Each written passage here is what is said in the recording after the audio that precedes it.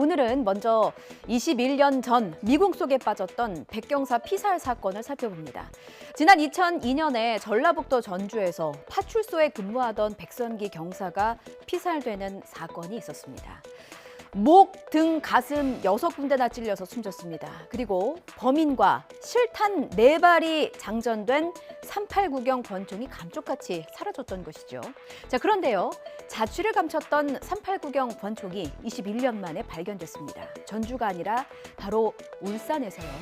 미궁 속에 빠졌던 장기 미제 사건의 범인, 이제는 밝혀질까요? 오점곤 기자입니다.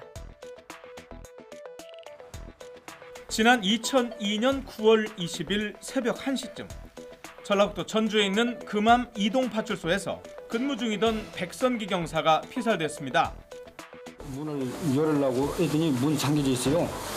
그래서 이제 화장실 갔는 것 같다고 이제 더운 식에서 뒤로 들어가서 문을 열어라 했더니 들어가서 끌려줘서 들어가 본 게 그 바닥에 엎어진 상태여갖고 피가 막 경쟁 단계에서. 이때 사라졌던 백경사의 389경 권총이 21년 만에 최근 발견됐습니다. 그러면 그 총은 맞아요?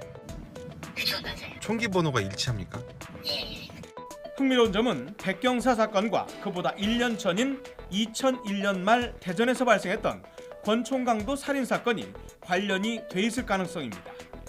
당시 범인들은 대낮에 은행 지하주차장 현금 수송 차량에서 돈을 내리던 은행 직원을 권총으로 쏴서 숨지게 하고 3억 원을 든 가방을 들고 사라졌습니다. 최전방 민간인 출입 통제선이 이스트 남성의 이 한마디에 뚫렸습니다. 나 상급 부대에서 온 장교야. 그냥 민간인이었는데 검문소 2곳이 그냥 뚫렸습니다. 자신이 복무했던 부대 다시 가보고 싶어서 그랬다고 합니다. 실제로 과거 민통선 안에 있는 부대에서 병사로 복무했던 예비역으로 드러났는데요. 그렇게 그리웠던 거라면 이런 범죄 말고 재입대하는 방법도 있답니다. 임성재 기자입니다. 강원도 고성에 있는 민간인 출입 통제선이 뚫린 건 지난달 26일 오후 5시쯤입니다. 20대 남성 A씨는 차량을 탑승한 채 민통선 이북 지역으로 진입했습니다. 가는 길엔 검문소가 2곳이나 있었지만 경계는 미흡했습니다. A씨가 상급부대 소속 장교라고 윽박지르자 별다른 신원 확인 없이 그대로 통과시킨 겁니다. 뒤늦게 상급부대에 A씨가 말한 이름을 가진 장교가 없다는 사실을 알게 된 첫 번째 검문소 근무자가 수색에 나섰고 A씨는 허가 없이 민통선 이북 지역에 30분가량 머물고 나서야 붙잡혔습니다. 이번에 뚫린 민통선 이북 지역은 지난 2012년 북한군 병사 1명이 노크 귀순하고 지난해 새해 첫날에는 제2북 사태가 일어난 곳과 같은 육군 사단이 관할하는 구역입니다. 매주 달콤한 행복을 꿈꾸며 복권 한 장, 2장 사는 분들 정말 많으신데요. 지난주 판매점 한 곳에서 동시에 로또 2등 당첨이 103장이나 쏟아진 일이 있었습니다. 자, 일단 당첨자가 내가 아니라는 실망감 반, 또 곰곰이 생각해보니까 아니 한 곳에서 103장 동시 당첨이 이게 말이 되나 싶은 우라통 반, 인터넷이 부글부글 끓었습니다. 자, 결론부터 말씀드리면요. 기획재정부복권위원회는 조작은 불가능하다 이렇게 밝혔습니다. 왜 불가능하냐면요. 2등 당첨 확률은 136만 분의 1이래요. 가장 최근인 1057회차에 1억 1252만 장이 팔렸는데 구매자가 균등하게 번호를 조합할 경우 당첨자는 여등 3명 안팎으로 생긴다고 복권위는 밝혔습니다.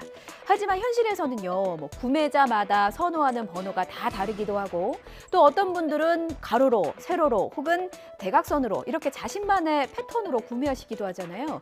그래서 이번 회차처럼 당첨자가 많을 수도 있고 한 명까지 적어질 가능성도 있다는 게 복권위의 설명입니다. 그래서 무더기 2등이 수동이냐 자동이냐 이 부분이 궁금하실 텐데요. 이번 회차 2등 당첨 664장 중에서 609장은 특정 번호를 수동으로 선택한 거라고 합니다. 즉 개개인이 선호하는 번호 조합이 우연히 뽑힌 결과라는 것이죠. 특히 로또 추첨이 생방송으로 전국에 중계되고 방송 전에 경찰과 일반인 참관 아래 추첨기계의 정상 작동 여부 등을 미리 점검한다면서 추첨기 조작은 있을 수 없다고 말했습니다. 서울 강남에 있는 성형외과에서 환자들이 치료를 받는 모습이 담긴 영상이 유출됐습니다. 유명 연예인을 포함해서 여성 환자들의 모습이 담겨 있는 것으로 알려졌습니다. 유출된 영상은 진료실 내부 IP 카메라에 찍힌 영상입니다. 병원 측은 한 온라인 커뮤니티를 통해 유출된 사실을 발견했고 바로 경찰에 피해 사실을 신고했고요. 경찰은 해킹 등 여러 가능성을 염두에 두고 영상이 어떻게 유출됐는지 수사하고 있습니다.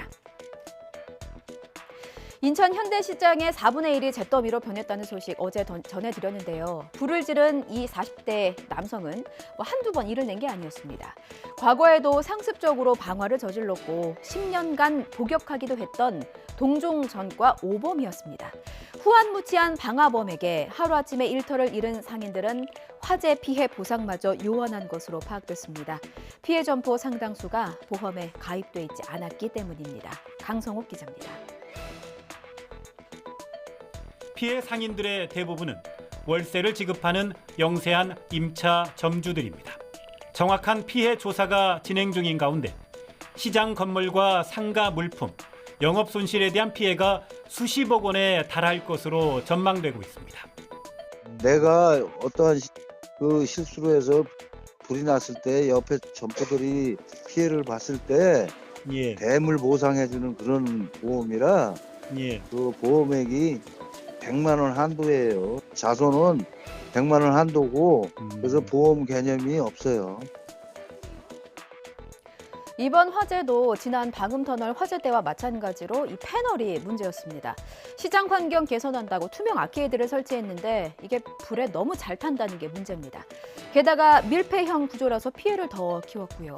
관리도 잘 안 되는데 곳곳에서 화재는 잇따르고 안전대책이 시급하다는 지적입니다. 김학무 기자입니다. 불에 취약한 점포들입니다. 그래서 만에 화재가 났을 때 위로 연기가 빼지 못하면 많은 피해를 볼 수 있기 때문에 시장 점포의 불꽃이나 온도, 연기를 자동으로 감지해 소방서와 점포주 등에 알려주는 장치를 설치한 곳도 있습니다. 하지만 점검 결과 연락처가 누락되는 등 제대로 관리되지 않는 것으로 나타났습니다. 관리 주체가 모호하고 해당 지자체에서 자칫 소홀할 수 있는 부분이 있는데 그런 부분에 대해서 관리 부재나 사각지대가 발생하지 않도록 툭하면 대형 사고로 이어지는 고속도로와 재래시장 전반에 대한 안전 점검과 대책이 시급합니다.